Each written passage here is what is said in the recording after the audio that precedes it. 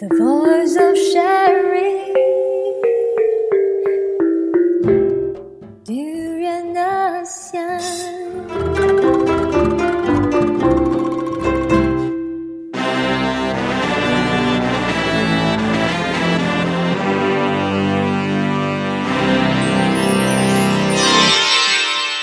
ASEAN Dailies. First and foremost news from Southeast Asia. Hello, welcome back to Durian ASEAN, the voice of discovery and sharing. This Sunday is Valentine's Day, and it's good, of course, if you have someone to spend time together. But what if you're single, Grace? Are you talking about me? Well, you can still spend Valentine's Day. There are so many things that singles can do, in fact. Go out clubbing, hang out with other single friends, or perhaps spend a quiet evening reading a good book. Why not? Or listening to our Durian ASEAN podcast. Duh. I know, right? So ASEAN Daily will bring you daily updates and commentaries on issues and events that are impacting this region. So I'm your host, Grace Cho. And this is Arlene. On this very romantic Friday, 12 February 2016, we will bring you the latest socio-cultural and trends from Southeast Asia.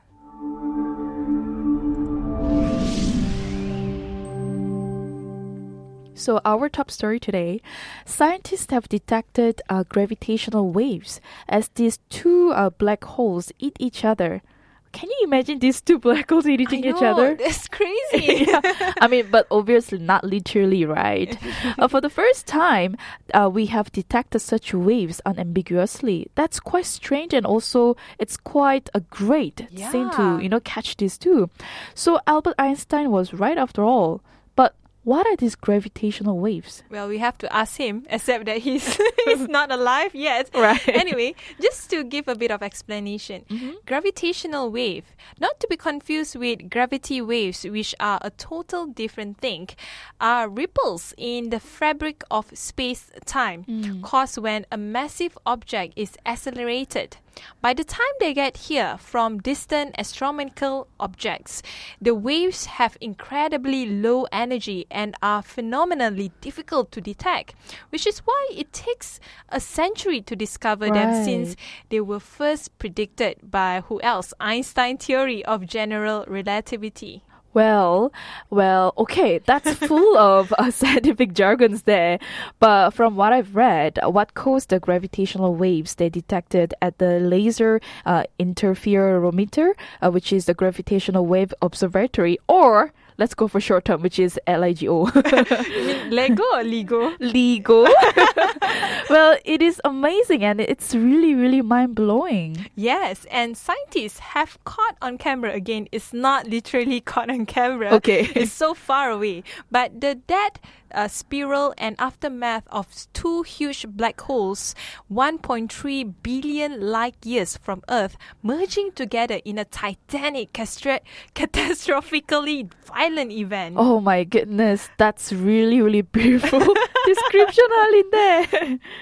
Well, mind you, we've had some good evidence such binary black holes existed before, but this new result pretty much proves that they exist and that, over time, they eventually collide and merge. Like Bernie Sanders says, that's huge.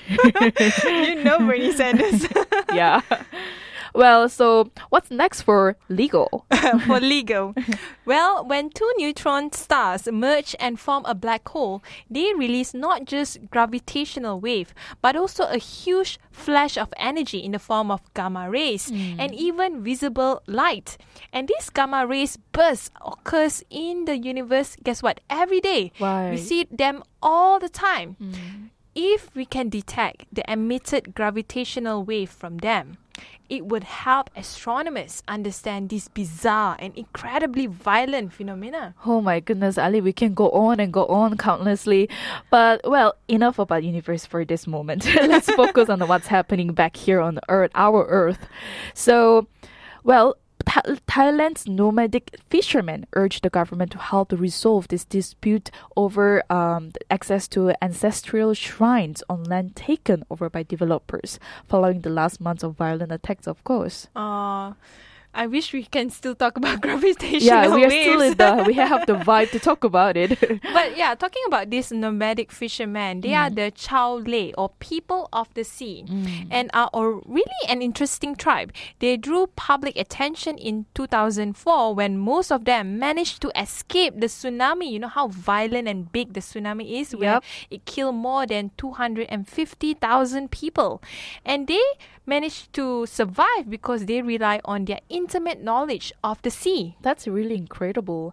But these nomadic fishermen who live on the shore of Thailand and Myanmar, they have been embroiled in the dispute between Bahrain World Trade, which is developing property on the tourist island of Phuket, about 840 kilometers south of Bangkok, the capital. And talking about the violence, the investigation into last month's violent attack have made very little progress. This is also supported by Mr. Sunai Pasuk, a Thai researcher at Human Rights Watch. So, despite this clear evidence, including news footages, eyewitness accounts, there is no progress by police as to whether they can identify those who attacked this Chao Lei. Maybe it's the developer. Hint, hint. Well, could be. Well, let's move to the next news. But on the other hand, in Malaysia, police are actively patrolling the Twitterverse looking for illegal drawings of Prime Minister Najib Razak with a clown face. And it went really viral, especially on Facebook, isn't it? I know, but why so serious? Oh, well. Anyway, to talk about the origin of this story, it started with late last month. Artist Fahmi Reza drew Najib as a clown with the word. In 2015, the Sedition Act was used 91 times.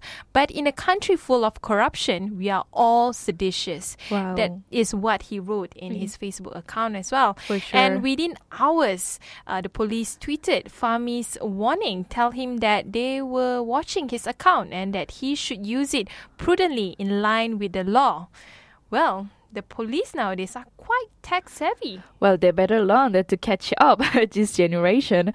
Well, the particular warning backfired, however, as word of it spread through the social media that resulted in a global media coverage even.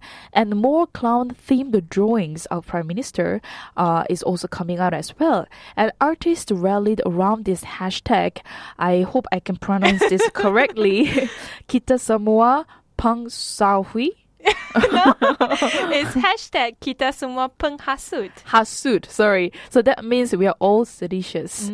Well, that's already something, people are coming up with the artistic way of protesting themselves. Yeah, nowadays everything is online when it comes to protests. In fact, the drawings come after Attorney General Muhammad Apandi Ali cleared Najib, our Prime Minister Najib Razak, of any wrongdoings in the 1MDB corruption scandal where $700 million ended up in Najib's account. It is claimed that the money was a personal donation from the Saudi royal. So, well, in the spirit of freedom of expression, right, I think the best is for the Prime Minister to laugh at the jokes. Ha ha ha. La la la. That's all from our ASEAN Daily today. Thank you for tuning into our Durian ASEAN with Grace Cho and Arlene Tan. For more updates on Southeast Asia, please tune in to our website at durianasean.com. If you're on the go, you can always download our TuneIn app on your mobile. And of course, please subscribe to our YouTube channel at Durian ASEAN and Durian ASEAN TV. Do not forget to follow us on our Facebook page, Twitter, and Instagram. We always welcome feedback from our listeners. Stay tuned with ASEAN Daily by next week, Monday. Same time, 12 to 1 p.m. on GMT+8. Durian ASEAN, the voice of discovery and sharing.